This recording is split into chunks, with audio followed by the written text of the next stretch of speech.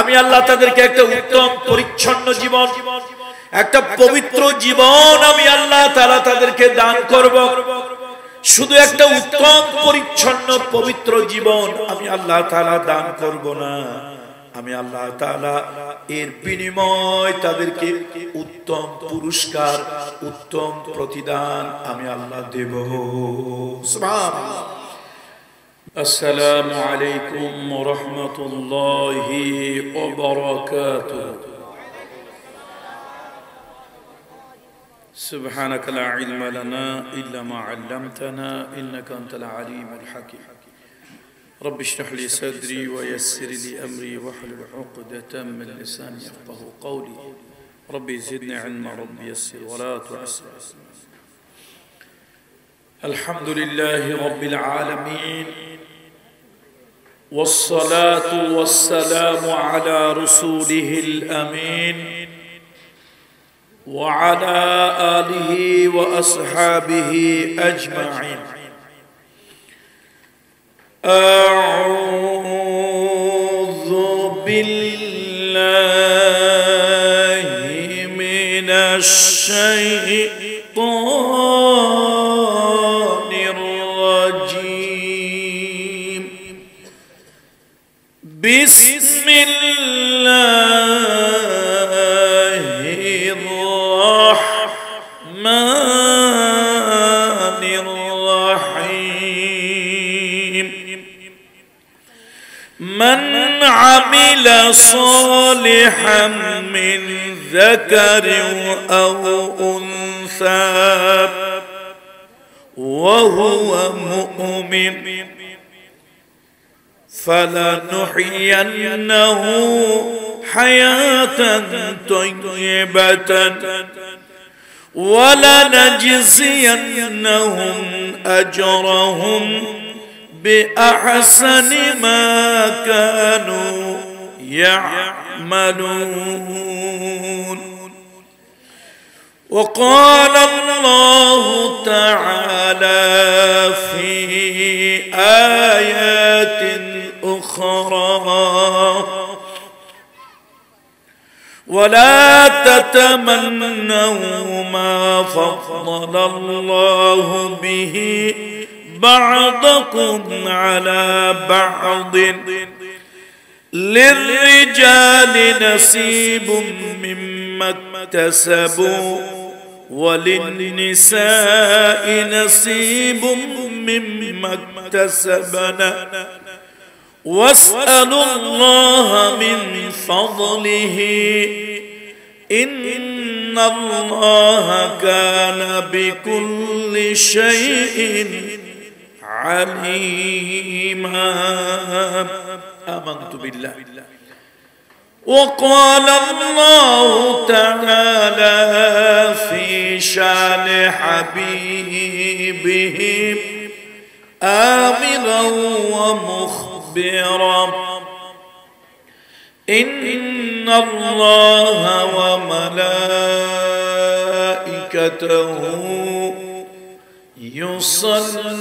يصلون على النبي يا أيها الذين آمنوا صلوا عليه وسلموا تسليما. اللهم صل على محمد وعلى آل محمد كما صليت على إبراهيم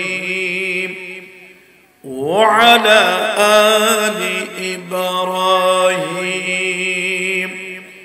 إنك حميد مجيد. সকলে আমার সঙ্গে জবান খুলে পড়েন: বালাগাল উলা বিকামালিহি কাশাফাত দুজা বিজামালিহি حسنت جميع خصاله صلوا عليه وآله मुझे कुछ मिले या न मिले मोहम्मद मिले यानी वो शय जिसे अल्लाह मिले बलगल उला बिकमालिही कशफत दुजा बिजमालिही हसनत जमीउ खिसालिही सल्लु अलैहि व आलिहि अल्हम्दुलिल्लाह सुम्मा अल्हम्दुलिल्लाह व अम्मा बाद চট্টগ্রাম জেলার ঐতিহ্যবাহী একটি উপজেলা হলো বাঁশখালী। সে বাঁশখালীর পুকুরিয়া নতুন পাড়া মসজিদ এ মদিনা ও সিরাজুল ইসলাম মাদ্রাসার উদ্যোগে আয়োজিত সপ্তম বাৎসরিক সিরাতুন নবী সাল্লাল্লাহু আলাইহি ওয়াসাল্লাম মাহফিল এ আজিম ও শান সপ্তম বাৎসরিক সিরাতুন নবী সাল্লাল্লাহু আলাইহি ওয়াসাল্লাম মাহফিলের আজকের সমাপনী দিবস। এই মাহফিলের সম্মানিত সভাপতিদ্বয় হযরত মাওলানা কারি ওয়ালিউল্লাহ সাহেব অ্যাডভোকেট মুজিবুল হক সিকদার, আল্লাহ তাআলা তাদের উভয়ের প্রতি রহমত করুন, দীর্ঘ সুস্থ নেক হায়াত দান করুন, দ্বীনের কাজে ধর্মীয় মানবতার কাজে অবদান রাখার তৌফিক আল্লাহ তাআলা এনায়েত করুন। আজকের মাহফিলের সম্মানিত অতিথিবৃন্দ, আল্লাহ তাআলা তাদের প্রত্যেককে আরো বেশি সম্মানিত করুন, ইজ্জত মর্যাদা আল্লাহ তাআলা বৃদ্ধি করুন। কিয়ামতের কঠিন ময়দানে আল্লাহ তাআলা তার আরশে আজিমের নিচে তাদেরকে ছায়া প্রদান করুন। আজকের মাহফিলের যিনি আয়োজক বা ব্যবস্থাপনায় কনভেনার, আমাদের প্রিয় ভাই আরব প্রপার্টিজ লিমিটেডের সম্মানিত স্বত্বাধিকারী জনাব ইলিয়াস সাহেব, আল্লাহ তাআলা তার প্রতি রহম করুন। আল্লাহ তাআলা তার বাবা মা শ্বশুর শাশুড়ি আপনজনেরা এই পর্যন্ত যারা দুনিয়া থেকে বিদায় হয়েছেন তাদের প্রতি রহম করুন। জান্নাতে আলা মাকামের জন্য আল্লাহ কবুল করুন। এখনো যারা বেঁচে আছেন নেক হায়াত সুস্থ হায়াত দান করুন।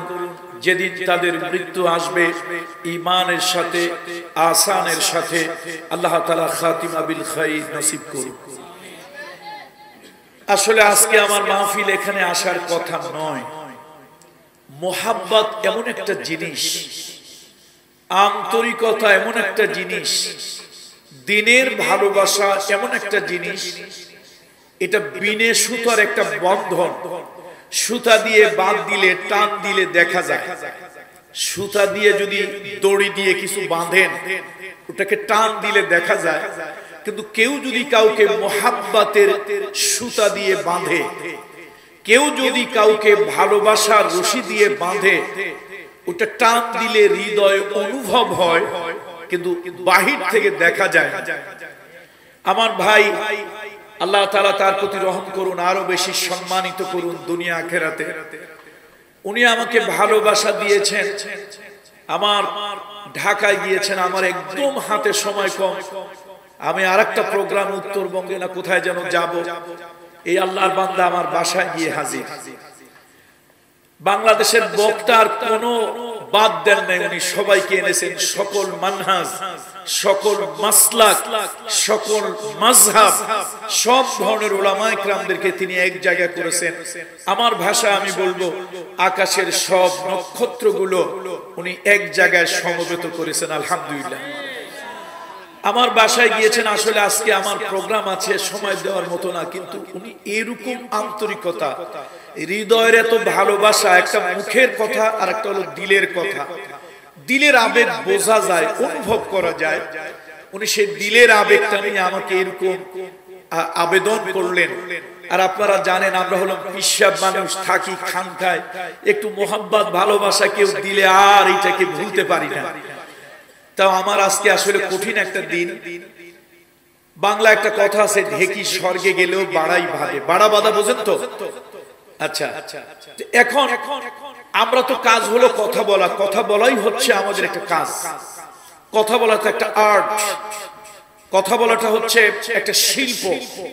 আমাদের কাজ আল্লাহ তাআলাই শিল্প। আমরা কথা বলি মসজিদে, কথা বলি পাবলিক প্লেসে, কথা বলি ওয়াজে, কথা বলি সেমিনার সিম্পোজিয়ামে। তো আমরা যেখানেই যাই, দেশে এবং দেশের বাহিরে যেখানেই যাই, পাবলিক দেখলে আমাদেরকে কথা বলতেই থাকে, হুজুর কথা বলে। তো আমি খুব লম্বা কথা বলবো না, যেহেতু আমার সামনে কিছু কচি কাঁচা মাসুম বাচ্চারা আছে, আমার দৃঢ় বিশ্বাস এই মুহূর্তে মাইকের আওয়াজ মহিলারা শুনতেছে। আজকের এই সিরাত প্রোগ্রামে আমি নারী এবং শিশুদের উপরে রাসূল আকরাম সাল্লাল্লাহু আলাইহি ওয়াসাল্লাম তার জীবনের কিছু বিষয় তুলে ধরব এবং ইসলামে নারী শিশুদের সাথে কি আচরণ করা হয়েছে একদম সংক্ষেপে বিল ইখতিসার মুখতাসার কিছু কথা আমি আপনাদের সামনে তুলে ধরার চেষ্টা করব ইনশাআল্লাহ। সম্মানিত উপস্থিতি, কালামুল্লাহ শরীফের ভিতরে আল্লাহ তাআলা বলছেন, এটা হচ্ছে সূরা আন-নাহল ৯৭ নম্বর আয়াতে কারিমা। আল্লাহ তাআলা বলেন, মান আমিলা সলিহান মিন যাকারিন আও উনসা, যারা নাকি ভালো আমল করে, যারা নাকি নেক আমল করে, নারী অথবা পুরুষদের মধ্য থেকে, ওয়া হুয়া মুমিন, সে ঈমানদার। ঈমানদার কোন নারী, ঈমানদার কোন পুরুষ যদি কোন ভালো আমল, নেক আমল যদি করে, আল্লাহ তাআলা বলেন ফালানুহিয়ান্নাহু হায়াতান তাইয়্যিবাতান ওয়া লানাজজিয়ান্নাহুম আজরাহুম বিআহসানি মা কানু ইয়ামালুন। আমি আল্লাহ তাদেরকে একটা উত্তম পরিচ্ছন্ন জীবন, একটা পবিত্র জীবন আমি আল্লাহ তাআলা তাদেরকে দান করব। শুধু একটা উত্তম পরিচ্ছন্ন পবিত্র জীবন আমি আল্লাহ তাআলা দান করব না, আমি আল্লাহ তাআলা এর বিনিময় তাদেরকে উত্তম পুরস্কার, উত্তম প্রতিদান আমি আল্লাহ দেব। সুবহানাল্লাহ। মূলত পুরুষদেরকে নয়, পুরুষদের উদ্দেশ্যে আলহামদুলিল্লাহ আরো অনেক কথা বলবে। মা বোনরা যারা আছেন, পর্দার আড়ালের সম্মানিতা মা গো, কান খুলে শুনুন। এই দুনিয়ায় যত ধর্ম আছে, পৃথিবীতে হাজার হাজার ধর্ম আছে, যদি একেবারে তৃণমূল পর্যায়ে দেখা হয় তাহলে লক্ষ লক্ষ ধর্ম আছে পৃথিবীতে। সভ্যতা, সংস্কৃতি, ধর্ম, এই সকল ধর্মের উপরে ইসলাম এমন একটি নিয়ামত, এই ইসলামের নারীকে অন্যভাবে দেখেছে, নারীকে অন্যভাবে সম্মান করেছে, ইজ্জত করেছে, মূল্যায়ন করেছে। সাইয়্যিদুনা ওমর রাদিয়াল্লাহু তাআলা আনহু তার একটা বক্তৃতায় তিনি বলেছেন, ওয়াল্লাহি ইন্না কুন্না ফিল জাহিলিয়াতি মা নাউদ্দু লিন-নিসাই আমরান হাত্তা নাযালাল্লাহু লাহুন্না মা নাযালা ওয়া কাসসামাল্লাহু লাহুন্না মা কাসসামা। আল্লাহর কসম, নারীর কোনো সম্মান ছিল না, নারীর কোনো ইজ্জত ছিল না, নারীর কোনো মর্যাদা ছিল না। একটা গরুর বাচ্চা, ছাগলের বাচ্চার দাম ছিল মূল্য ছিল, ইজ্জত ছিল, কিন্তু নারী হয়ে কন্যা হয়ে জন্মগ্রহণ করলে পৃথিবীতে তার কোনো সম্মান ছিল না।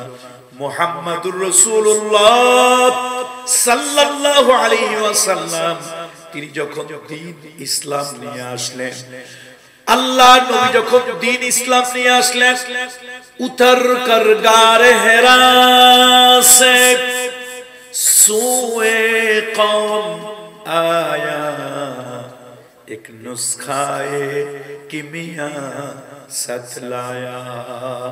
আমার রহমতের নবী, আমার দয়ার নবী, মায়ার নবী, করুণার নবী, আল্লাহ তাআলা তাকে যখন ইসলাম দিলেন, ওহী দিলেন, নবীজি যখন ওহী নিয়ে গারে হেরা থেকে নেমে আসলেন, এবার আমরা নারীর মর্যাদা বুঝলাম, নারীর সম্মান বুঝলাম, নারীর মর্যাদা বুঝলাম। এর আগে নারীর কোনো সম্মান, কোনো ইজ্জত, কোনো মর্যাদা ছিল না। আল্লাহ, নারীর কোনো সম্মান। আজকের এই সিরাত মাহফিলে আমি নারীদেরকে দিয়ে কথা শুরু করব। পর্দার আড়ালের মা একটু কান খুলে শুনুন। মা গো, আজকের জন্য ঘরের কাজ কারবার একটু বন্ধ রাখুন, কান খুলে শুনুন। মা, ইসলাম আপনাকে সম্মানের আসন দিয়েছে। মা গো, ইসলাম আপনাকে মর্যাদার আসন দিয়েছে। এই পৃথিবীর কোন ধর্ম, কোন নেতা, কোন দার্শনিক নারীকে এরকম ইজ্জত দেয় নাই। আর আমার সামনে যে কচি কাঁচা ছোট মাসুম বাচ্চারা বসে আছে, তাদের উদ্দেশ্য করে বলি, আহারে আমার রহমতের নবী এই ছোট্ট ছোট মাসুম বাচ্চাদেরকে কোন ধর্মের, কোন জাতের, কোন গোত্রের, কোন সম্প্রদায়ের, এগুলি রহমতের নবী কখনো, আল্লাহর নবী, আল্লাহর নবী কখনো এগুলি চিন্তা করতেন না। ছোট বাচ্চা পেলেই নবী একটা স্নেহ মাখা মুস্কি হাসি দিতেন, সালাম দিতেন, আদর করে দিতেন। এই যে আমরা আতর ব্যবহার করি এখানে, কি এখানে ব্যবহার করি না? এটা হারাম না, নাজায়েজ না, এইখানে আমরা আতর ব্যবহার করি। কিন্তু রহমতের নবী কোথায় ব্যবহার করতেন জানেন? আল্লাহ রাসূল ব্যবহার করতেন এখানে। নবীজি মাঝখানে চুলে সিঁথি কাটতেন। রাসূলুল্লাহ সাল্লাল্লাহু আলাইহি ওয়াসাল্লামের চুল মাঝখানে নবীজি সিঁথি কাটতেন। আতরের শিশিটা, আতরের বোতলটা মাঝখানে ঢেলে দিতেন, টপ টপ করে আতর গুলি পড়তো। রহমতের নবী, রহমাতুল লিল আলামিন, আমার মায়ার নবী, দয়ার নবী এই জায়গায় আতর ব্যবহার করতেন। ছোট্ট বাচ্চা দেখলেই রাসূলুল্লাহ তাকে একটু আদর করে দিতেন, একটু স্নেহ করে মাথায় হাত বুলিয়ে দিতেন, মুস্কি একটা হাসি দিতেন। কাফেরের বাচ্চা হোক, বেদিনের বাচ্চা হোক, শত্রুর বাচ্চা হোক, ভিন্ন ধর্মের, ভিন্ন মতের, ভিন্ন মতাদর্শের হোক, নবীজি দেখলেই স্নেহ করতেন। আর রহমতের নবীর হাতটা যে বাচ্চার গায়ে লাগতো, 2 দিন 4 দিন 1 সপ্তাহ পর্যন্ত ঘ্রাণ থাকতো। লোকেরা বলতো রহমতের নবী মুহাম্মদ রাসূলুল্লাহর হাত এই বাচ্চার গায়ে লেগেছে। আল্লাহ, আমি আমার মায়েদেরকে বলবো, মা গো, মা একটু সময় কান লাগিয়ে শুনুন। আপনার তো কোনো ইজ্জত ছিল না, এই নারীকে ইসলাম কন্যা হিসেবে সম্মান দিয়েছে, এই নারীকে ইসলাম বোন হিসেবে সম্মান দিয়েছে, এই নারীকে ইসলাম কনজুগাল লাইফের পার্টনার, দাম্পত্য জীবনের সাথী হিসেবে, বন্ধু হিসেবে মর্যাদা দিয়েছে, নারীর সবথেকে বড় সম্মান দিয়েছে। আল্লাহর হাবিব বলেছেন, রহমতের নবী বলেছেন, দয়ার নবী বলেছেন, আল জান্নাতু তাহতা আকদামিল উম্মাহাত, তোমাদের মায়ের পায়ের নিচে তোমাদের বেশ। আল্লাহ, এর থেকে বড় কথা কি হতে পারে? সুতরাং আজকের সিরাত মাহফিলে আমি নারী দিয়েই শুরু করব, শিশু দিয়েই শুরু করব। মাগো, ইসলাম যদি পৃথিবীতে না আসতো, ইন্নাদ দীন ইনদাল্লাহিল ইসলাম, আল্লাহ তাআলা ইসলাম দিয়ে জগৎবাসীকে ধন্য করেছেন। আমি আল্লাহর ইজ্জত ও জালালের কসম খাচ্ছি, আমি আল্লাহর ইজ্জত ও জালালের কসম খাচ্ছি, আমি আল্লাহ তাআলার জাতে পাকের কসম খাচ্ছি, একজন মুসলমান হিসেবে নয়, একজন মানুষ হিসেবে বলছি, আল্লাহর কসম, পৃথিবীতে যত ধর্ম আছে সবথেকে যৌক্তিক, মানবিক, সুন্দর, শান্তির, কল্যাণের ধর্মের নাম হলো ইসলাম। আল্লাহর কসম, ইসলামে যৌক্তিকতা আছে, ইসলামে আন্তরিকতা আছে, ইসলামে মানবিকতা আছে, ইসলাম সায়েন্টিফিক, ইসলাম অথেন্টিক। মা এবং বোনদেরকে বলবো, মা গো, জাহিলি যুগে যখন কন্যা সন্তান জন্মগ্রহণ করে, লোকেরা কন্যাগুলোকে হত্যা করে। নবীজি বললেন না, কন্যা হত্যা করিও না। পুরুষের যেরকম বাঁচার অধিকার আছে, কন্যাদেরও ওইরকম বাঁচার অধিকার আছে। আল্লাহ নবী বললেন, তোমরা কন্যা সন্তান হত্যা করিও না, তাদের বাঁচার অধিকার আছে। তোমাদের ভিতরে যার একটা কন্যা সন্তান হয়, রহমতের ফেরেশতারা ওই কন্যা সন্তানের মাথায় হাত বুলায় আর দোয়া করে, আল্লাহ এই কন্যা সন্তান যে আব্বা আম্মা লালন পালন করবে, এই কন্যা সন্তান যে আব্বা আম্মা লালন পালন করবে, তোমার রহমতের কোলে ওই আব্বা আম্মাকে তুমি লালন পালন করো। আল্লাহু আকবার। রাসূলুল্লাহ সাল্লাল্লাহু আলাইহি ওয়াসাল্লাম সে নারীর ব্যাপারে কি বলেছেন? আল্লাহ নবী বলেছেন, মান আলা সালাসা বানাতিন আও মিসলাহুন্না মিনাল আখওয়াত ফাআদাবাহুন্না ওয়া রাহিমাহুন্না হাত্তা ইউগনিয়াহুন্নাল্লাহু আওজাবাল্লাহু লাহুল জান্নাহ। বিশ্বনবী বলেছেন, তোমাদের ভিতরে তিনটা কন্যা সন্তান যদি কেউ লালন পালন করে, আল্লাহ তার জন্য জান্নাত ওয়াজিব করে দেয়। আল্লাহ, কয়টা কন্যা সন্তান?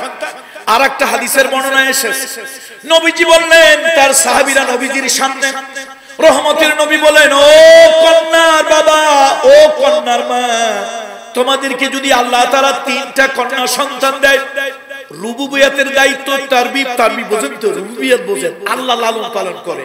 আমাদের রবকে বলেন তো, একটু আওয়াজ দিয়ে বলেন, আমাদের রবকে? আল্লাহ আমার রব, ওই রবই আমার সব, দমে দমে তনু মনে তারই অনুভব। আল্লাহ আমার রব। আমাদের রবকে আল্লাহ। রাসূলুল্লাহ বলেছেন সাল্লাল্লাহু আলাইহি ওয়াসাল্লাম, কোন বাবার তিনটা কন্যা সন্তান, সে তারবিবের, ওই যে আল্লাহ লালন পালন করে, আল্লাহ আমারে কন্যা দিছে, আমারে বলছে তোমার লালন পালনের দায়িত্ব দিলাম, পালন করো। এই রুবুবিয়তের তারবিবের দায়িত্ব কোন বাবা মা যদি পালন করে, তিনটা কন্যা, মন খারাপ করে নাই, বউকে তালাক দেওয়ার হুমকি দেয় নাই, এই তোর কন্যা হইল কেন, তোরে তালাক দিয়ে দেব, বাপের বাড়ি পাঠিয়ে দেব, এরকম হুমকি ধামকি দেয় নাই। তিনটা কন্যা হইছে, হাসি মুখে মেনে নিয়েছে। এই কন্যা তিনটাকে তালিম তরবিয়ত দিয়েছে, তারবিবের দায়িত্ব, রুবুবিয়তের দায়িত্ব, লালন পালনের দায়িত্ব হাসি খুশি মুখে করেছে। আল্লাহর নবী হাত উঁচু করলেন, দুইটা আঙ্গুল রাসূলুল্লাহ পাশাপাশি করলেন আর বললেন, ও কন্যার বাবা, ও কন্যার মা, কিয়ামতের দিন তুমি আর আমি পাশাপাশি জান্নাতে থাকবো। আল্লাহ, এই যে একটু আগে যে হাদিস খানা পড়লাম, মান আলা সালাসা বানাতিন আও মিসলাহুন্না মিনাল আখওয়াত, কেউ যদি তিনটা বোন, বাবা মারা গেছে, তিনটা বোন লালন পালন করেছে, অথবা তিনটা কন্যা সন্তান আল্লাহ তাকে দিয়েছে, ওই তিনটা কন্যা সন্তান লালন পালন করেছে, আল্লাহ তাদের প্রতি রহম করেছে, দয়া করেছে, শিক্ষা দীক্ষা দিয়েছে, বড় হয়েছে, বিয়ে শাদী দিয়েছে। রাসূলুল্লাহ বলেছেন, আল্লাহ তার জন্য আওজাবাল্লাহু লাহুল জান্নাহ, আল্লাহ তার জন্য জান্নাত ওয়াজিব করে দেয়। ফাকালা রাজুলুন,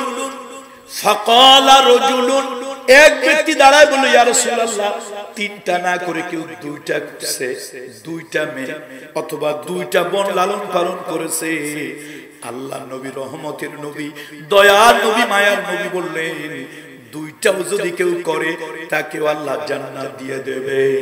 আল্লাহ, এই যে নারীর প্রতি সম্মান, আপনারা যারা সৌদি আরবে যান, 20-25 বছর 30 বছরের ভিতরে যারা যাতায়াত করেছেন, সৌদি আরবে এত পরিবর্তন, এত ভাঙচুর হয়েছে, একটা জায়গা এখনো আছে, জাবালে ওমর এর ডান পাশে, জাবালে কাবার পূর্ব পাশে এখনো একটা জায়গা ঘেরাও করে রাখা হয়েছে, হারাম শরীফের পশ্চিম পাশে আব্দুল্লাহ যে এক্সটেনশন হয়েছে, হারাম শরীফ নতুন ভাবে রেনোভেশন এক্সটেনশন করা হয়েছে, এই যে হারাম শরীফের নতুন যে হারাম, এটার নাম আব্দুল্লাহ হারাম, বাদশা আব্দুল্লাহ করেছিল। এই আব্দুল্লাহ হারামের সামনে জাবালে কাবা, এখনকার যারা হজে যাবে তারা তো জাবালে কাবা কি জিনিস বুঝবে না, জাবালে উমর কি জিনিস বুঝবে না। এটা 30-50 বছর আগে যারা গেছে তারা বুঝবে।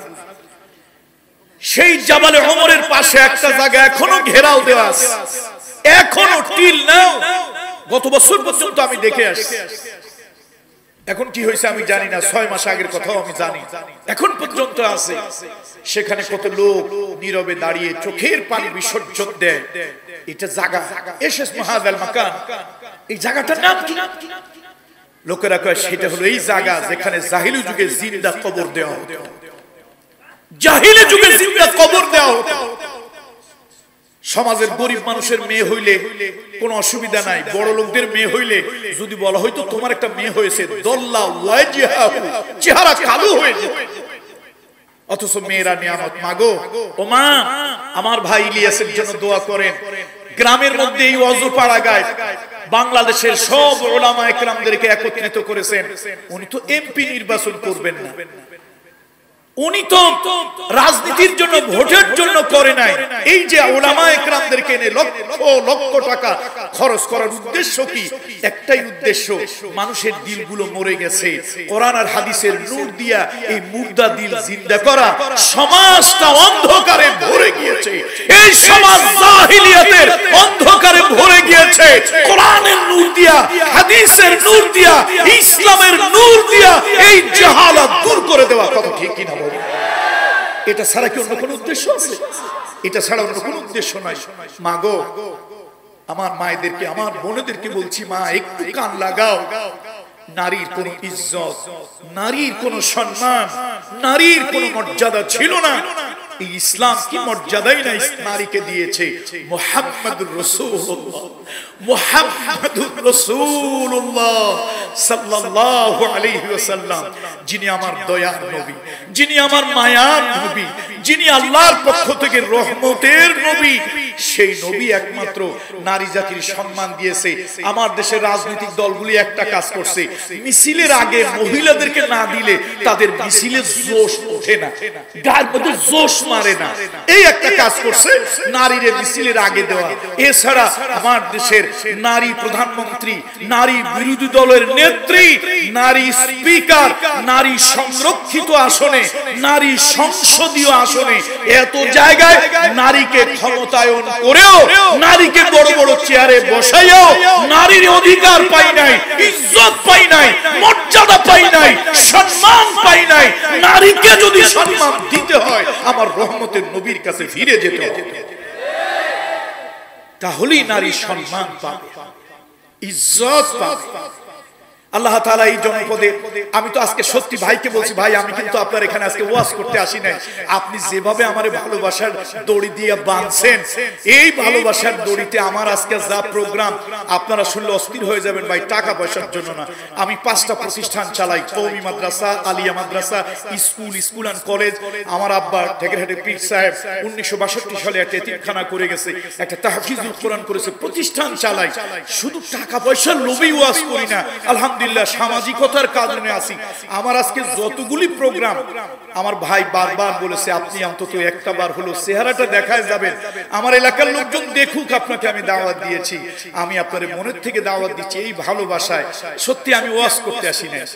আল্লাহ যদি কোনোদিন হায়াতে বাঁচিয়ে রাখেন, আল্লাহ তাআলা যদি এই গোলামকে হায়াতে বাঁচিয়ে রাখেন এই জনপদে, আবার যদি আল্লাহ তাআলা কখনো আসার সুযোগ দেন, বয়ান সেদিন করব। জাস্ট আজকে হলো ওনার ভালোবাসার ডাকে সাড়া দেওয়া, ওনার ভালোবাসার হৃদয়ের যে টান আমার প্রতি দেখিয়েছেন। আমার জেলা এক জায়গায়, ওনার জেলা আর এক জায়গায়, আমার বাড়ি ঢাকা থেকেও 3 ঘন্টার রাস্তা। কোথায়? সেই মাদারীপুর। উনি আমাকে ভালোবাসার বন্ধনে আবদ্ধ করেছেন।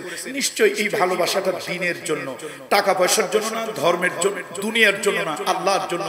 মান আহাব্বা লিল্লাহি, মান আহাব্বা লিল্লাহি ওয়া মান আবগাদা লিল্লাহি ফাকাদ ইসতাকমালাল ঈমান। এই হাদিসের উপরে নকল করে ইমাম গাজ্জালি একটা ঘটনা লিখেছে।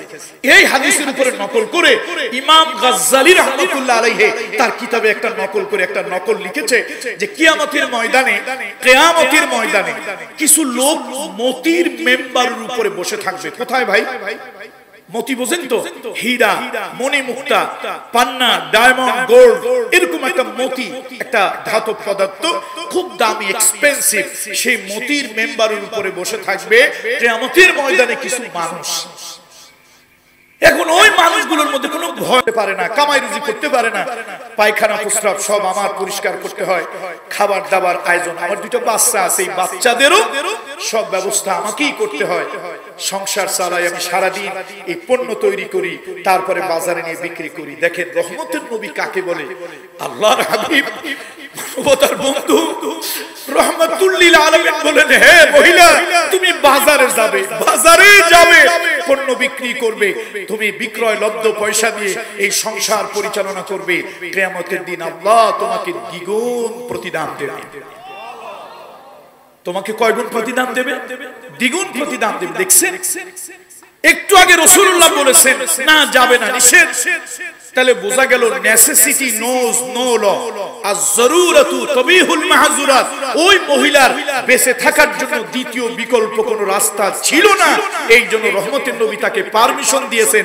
শুধু পারমিশন দেন নাই, নবীজি আবার তার একটা হোপ দিয়েছেন, আশা দিয়েছেন, আল্লাহ তোমারে কিয়ামতের দিন সওয়াব দেবে। তবে কয় গুণ দেবে? দ্বিগুণ বাড়ায় দেবে।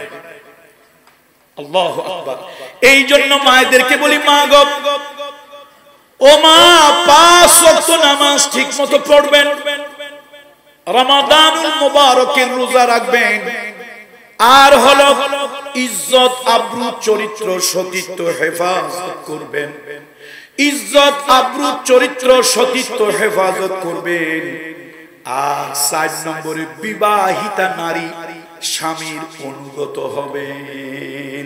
আমার দেশের মহিলারা স্বামীর সাথে অনেক তুচ্ছ তাচ্ছিল্য আচরণ করে, স্বামীর সাথে অনেক ধরনের তুই তোকারি করে, খারাপ ব্যবহার করে। মা গো, ও মা, তুমি যদি জমিদারের মেয়ে হও, বাদশার মেয়ে হও, বিরাট বড় টাকাওয়ালা পয়সাওয়ালার মেয়েও যদি হও, মা গো, স্বামীর পরিচয় তোমার আসল পরিচয়, স্বামীর ঠিকানা তোমার আসল ঠিকানা। মা, স্বামীর সাথে দুর্ব্যবহার করবে না। রাসূলুল্লাহ বলেছেন, মানুষ মানুষকে সেজদা দেওয়া জায়েজ নয়, হারাম। এই দুনিয়ায় কোন মানুষের সামনে মানুষকে সেজদা দেওয়া, আল্লাহ যদি পারমিশন দিতেন, দুনিয়ার সব স্ত্রীদেরকে আল্লাহ তাআলা হুকুম দিতেন স্বামীর সামনে সেজদা করার জন্য। মানুষ মানুষের সামনে মাথা করা, নত করা জায়েজ না হারাম? জায়েজ না হারাম? শিরক, ঈমান চলে যাবে। যদি আল্লাহ তাআলা কোনো পারমিশন দিতেন, তাহলে কাদেরকে মাথা নত করার জন্য বলতেন? স্ত্রীদেরকে স্বামীর সামনে। এই জন্য স্বামীর সাথে ভালো ব্যবহার করবেন, স্বামীদের সাথে দুর্ব্যবহার করবেন না। অনেক মা বোন আছেন স্বামীর সাথে দুর্ব্যবহার করেন। দেখেন, মা রাসূলুল্লাহ ছিলেন ছোট, আর মা খাদিজা বয়সে ছিলেন বড়। সম্ভ্রান্ত বংশে আসমানি কিতাবের আলেমা ছিলেন মা খাদিজা, কিন্তু মুহাম্মদ রাসূলুল্লাহকে নাম ধরে ডাকেন নাই। আবুল কাসেম বলতেন, ও কাসেমের বাবা, কাসেমের বাবা। নাম ধরে, এ মুহাম্মদ, এ মুহাম্মদ। আস্তাগফিরুল্লাহিল আযীম, আস্তাগফিরুল্লাহিল আযীম। আমার রহমতের নবীকে মা খাদিজা ঈমান মানে নবুয়ত পাওয়ার আগেও কোনদিন মুহাম্মদ মুহাম্মদ বলে নাম ধরে ডাকে নাই। আমার দেশের মহিলারা স্বামীরে ডাকে, এই বল্টু মিয়া, বল্টু, বল্টু কোথায় গেলা, বল্টু মিয়া, সল্টু মিয়া, নাম ধরে ধরে ডাকে। অবশ্য আপনারা চিটাগাঙ্গের লোকজন ভালো, আপনাদের এলাকায় ডাকে না, আমাদের এলাকা তো অন্যরকম। কথায় কথায় মহিলারা হুমকি দেয়, মিয়া কথা ঠিক মতো বলিও, লাল দালানের ভাত খাওয়াইয়া ছাড়। এই জন্য মা বোনদেরকে বলি, মায়েরা, সম্মান ইসলাম দিয়েছে, ইজ্জত ইসলাম দিয়েছে, মর্যাদা ইসলাম দিয়েছে। আল্লাহ তাআলা নারীদেরকে সম্মান দিয়েছে। ইসলামে নারী, এ ব্যাপারে ঘন্টার পরে ঘন্টা বক্তব্য রাখা যায়, কথা বলা যায়। আমি আসলে আগেই বলেছি, আজকে আমি ওয়াজ করতে আসি নাই, আমার ভাইয়ের আবদারটা পূরণ করার জন্য সারা রাত জার্নি করেছি। আবার এখন জার্নি করে অনেক দূরে যাব। তো শুধুমাত্র হাজিরা দেওয়ার উদ্দেশ্যে, যদি আল্লাহ তাআলা হায়াত রাখেন, সুস্থ রাখেন, বলেন আল্লাহুম্মা আমিন।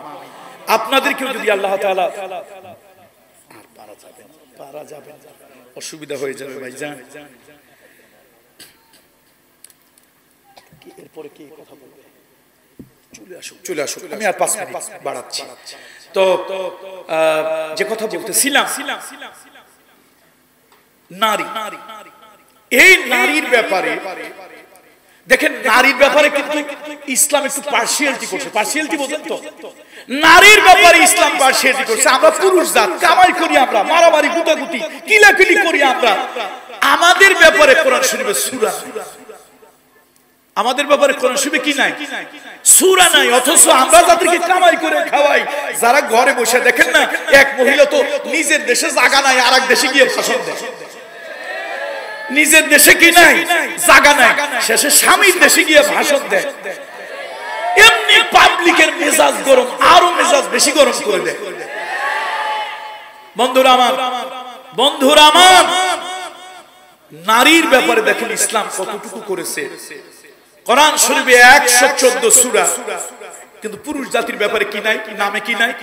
সূরা আছে নাস, মানব সম্প্রদায়। সূরা নাস, মানব সম্প্রদায় আছে। তারপর হযরত লোকমান আলাইহি রাহমা আলাইহিস সালাম, তার নামে একটা সূরা আছে। কিন্তু আমরা পুরুষ জাতি, আমাদের নামে কি কোনো সূরা আছে? নাই। অথচ আল্লাহ তাআলা আরশের মালিক এই মহিলাদের প্রতি কতটা সম্মান দেখাইলো। কোরআন শরীফের তৃতীয় সূরা হলো আলে ইমরান। তৃতীয় সূরাটা কি? ইমরানের স্ত্রী। এই মহিলার নামে প্রথম সূরা দিলেন হান্না বিনতে ফাকুস। এই মহিলার নাম হলো হান্না বিনতে ফাকুস। তার নামে আল্লাহ তাআলা প্রথম সূরা দিলেন কালামুল্লাহ শরীফের 3 নম্বর সূরা আলে ইমরান, ইমরানের স্ত্রী। এরপরে আল্লাহ তাআলা 19 নম্বর 4 নম্বর যে সূরাটা দিলেন সূরা নিসা, নারী জাতি।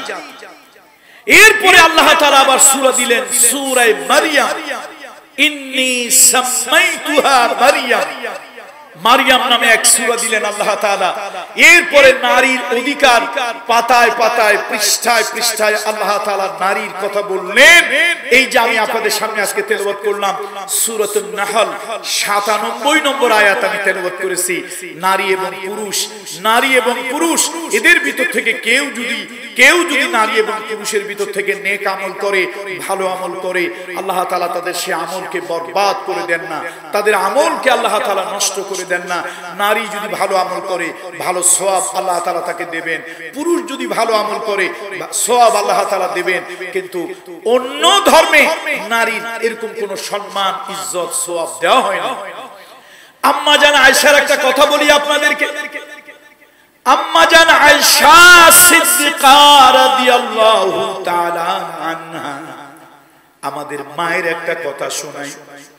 আমার রহমতের নবী, মানবতার বন্ধু, প্রত্যেকদিন ফরজ নামাজ, এশার নামাজ পড়ে মা আয়েশার ঘরের মধ্যে আসতেন। মা আয়েশার সঙ্গে দেখা করতেন এশার নামাজের বাদ।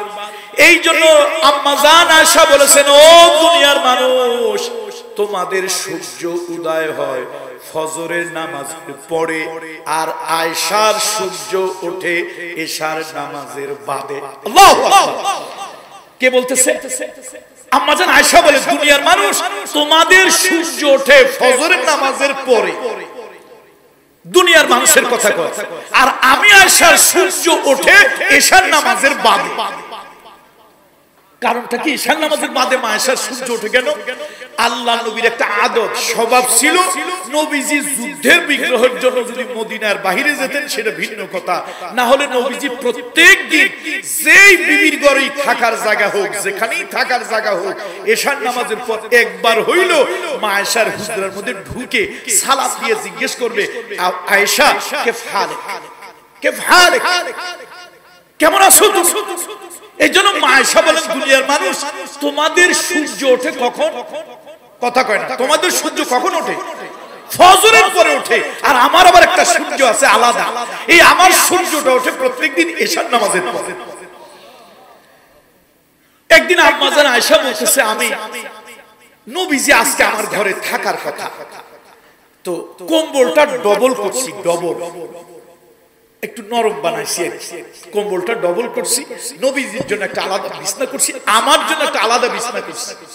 তার কারণ আমি আজকে একটু হায়েজ নেফাজ হইছি, হায়েজা ঋতুবর্তী, আমার পিরিয়ড হয়েছে, মেন্স হয়েছে।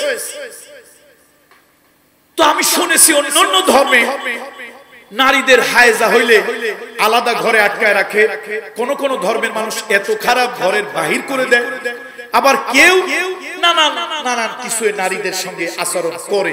নারীদের হায়েজ হইলে, নাপাক হইলে এটা লজ্জার কিছু না। আমার মেয়ে, আমার মা, আমার বোন, আপনার মেয়ে, আপনার মা, আপনার বোন, এটা সৃষ্টির একটা বিধান। আল্লাহ তাআলা তাদেরকে যখন প্রাপ্ত বয়স্ক করেন তখন তাদের এই সময়টাই সিচুয়েশনটা হয়, এটা আল্লাহ তাআলার সৃষ্টির একটা বিধান। আম্মা জান আয়েশা বলেন, আজকে আমার শরীরটা নাপাক, আমি একটু আলাদা বিছানা করে শুয়ে আছি। আল্লাহর নবী আমার কাছে আসলেন, রাসূলুল্লাহ আমার পাশে এসে শুইলেন। এবার নবীজি আমার এত কাছে এত কাছে এত কাছে আসলেন আমার সাথে, আর নবীজির সাথে একটা কাপড় ছাড়া আর কোনো পার্থক্য ছিল না। আমাদের দুজনের মধ্যে শুধু একটা কাপড় পার্থক্য।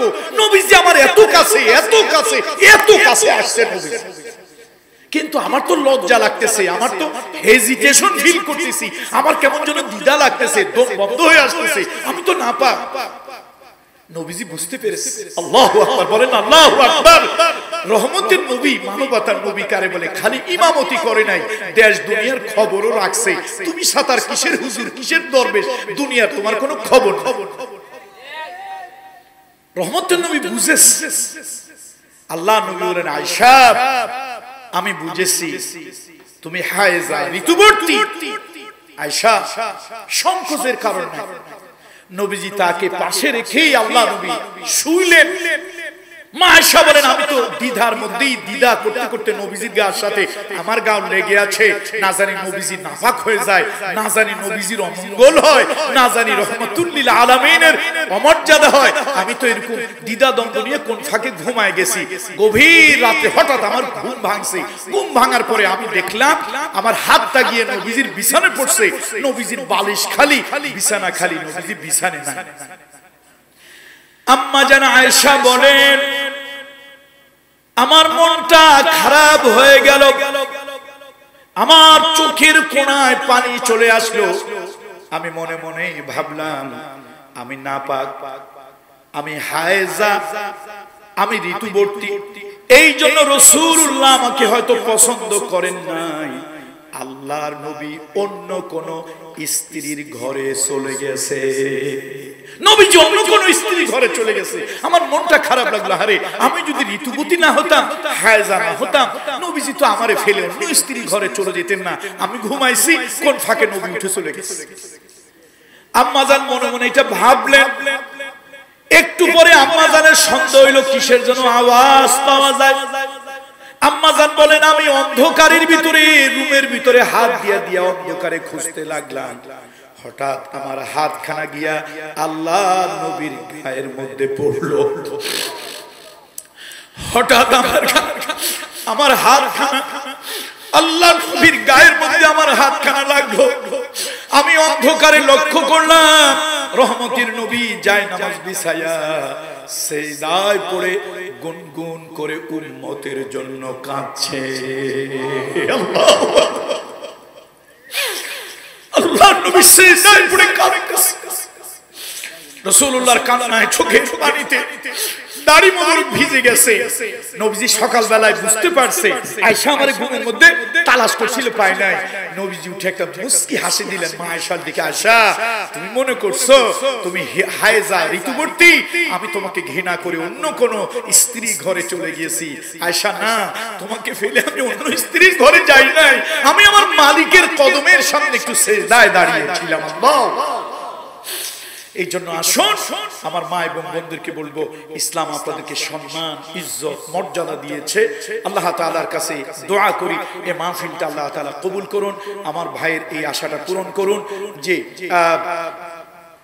ইসলামের সঙ্গীত হবে, একটু কোরআন তেলাওয়াত হবে, এরপরে আমাদের পরবর্তী বক্তা আসবেন। আলহামদুলিল্লাহ উনি বক্তা অনেক দাওয়াত দিয়েছেন, আন্তরিকতা নিয়েই সবাইকে দাওয়াত দিয়েছেন। ওনার যে আন্তরিকতা, আমার মতো কেউ যদি, আমি তো 100% ছিলাম যে আমি আসবো না, সম্ভব না, কেন কালকে রাত্রে মাহফিল শেষ করেছি, সেখান থেকে সারা রাত জার্নি করে আসছি, আবার এখন গিয়ে সেই সন্ধ্যায় প্রোগ্রাম ধরতে হবে, না হলে হয়তো আল্লাহ না করুন পথে কোনো সমস্যা হলে তাও ধরা যাবে না। শুধু ওনার আন্তরিকতার কারণে যাদেরকে দাওয়াত দিয়েছেন আমার বিশ্বাস প্রত্যেক বক্তাই আসবে, ওনার আন্তরিকতা ওনার ভালোবাসায় কেউ না আসে পারবে না, এটা আমার বিশ্বাস। আলহামদুলিল্লাহ আপনারা থাকবেন। এই লোক কত হইলো এটা বড় কথা নয়, লোক কত হইলো এটা বড় কথা নয়, আন্তরিকতা নিয়ে শোনা, আমলের নিয়তে বলা, আমলের নিয়তে শোনা, এটা অন্তত আরো কারো ফায়দা না হোক, এই গ্রামের কবরবাসীদেরকে আল্লাহ ওসিলা মাফ করে দিতে পারেন না? পারেন কিনা বলেন? এই এলাকার কবরবাসীদেরকে আল্লাহ তাআলা মাফ করে দিতে পারেন। আল্লাহ তাআলা এই মাহফিলকে জরিয়া করে, এই মাহফিলকে ওসিলা করে এলাকার সব মুর্দেগামদের কবরের আযাব আপনি মাফ করে দেন। আল্লাহ তাআলা আমার ভাই এই মাহফিলটা আন্তরিকতা নিয়ে লক্ষ লক্ষ টাকা খরচ করে করছে, আল্লাহ তার আপনজন, বাবা মা, দাদা দাদি, নানা নানি, শ্বশুর শাশুড়ি, রক্তের যারা আছেন, আপন যারা আছেন, আল্লাহ তাদের প্রত্যেকের উপরে রহম করো। আপনজনেরা যারা কবরে চলে গেছেন, আল্লাহ তাদেরকে আপনি মাফ করে দেন। আল্লাহ তাআলা তাদেরকে আপনি উত্তম জাযা প্রদান করেন। এই মাহফিলকে জরিয়া করে এলাকার সব মুরব্বীদের রূহের গায়ে আপনি জান্নাতি পোশাক পরিয়ে দেন, তাদের কবরের সাথে জান্নাতের সাথে সংযোগ করিয়ে দেন। আল্লাহ তাআলা এই মাহফিলটাকে শেষ পর্যন্ত আল্লাহ তাআলা সহি সালামতে মাহফিলটাকে বারাকাত দিয়ে আল্লাহ তাআলা ভরপুর করে রাখুন। আমি যদি আবার হায়াতে কখনো বেঁচে থাকি, এই জনপদের মানুষের সাথে দেখা হবে ইনশাআল্লাহ। হাদা মা ইনদি ওয়াল ইলমু ইনদাল্লাহ আলাইহি তাওয়াক্কালতু ওয়া ইলাইহি উনীব। ওয়াসসালামু আলাইকুম ওয়া রাহমাতুল্লাহি ওয়া বারাকাতুহু।